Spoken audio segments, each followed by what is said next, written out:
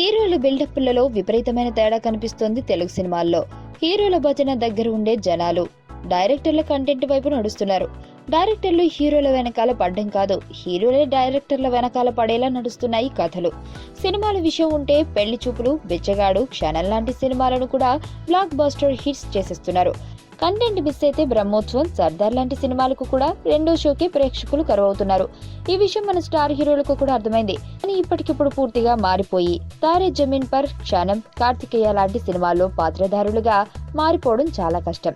అంతటి acting skills కూడా మన వాళ్లకు ఉన్నాయో లేవో తెలియదు. కొరటాల శివ, త్రివిక్రమ్ శ్రీనివాస్ లాంటి డైరెక్టర్ల కోసం స్టార్ హీరోలు ఎగబడుతున్నారు అని అర్థం చేసుకోవాలి. ఇప్పుడు కొరటాల శివ, త్రివిక్రమ్ శ్రీనివాసులు ఆ ఫేజ్ లోనే ఉన్నారు. ఇద్దరు కూడా ప్రస్తుతం మహేష్, పవన్లతో సినిమాలు చేస్తూ ఉన్నప్పటికీ వాళ్ళ తర్వాత సినిమాలలో హీరోలుగా యాక్ట్ చేసే అవకాశం కోసం ఎన్టీఆర్, చరణ్లు గట్టి ప్రయత్నాలు చేస్తున్నారు. కంప్లీట్ మేక్ ఓవర్ ఎక్స్పెక్ట్ చేస్తున్న చరణ్ అయితే సుకుమార్ తర్వాత వరుసగా కొరటాల శివ, త్రివిక్రమ్ శ్రీనివాసులతో సినిమాలు ఉండేలా ప్లాన్ చేసుకుంటున్నాడు.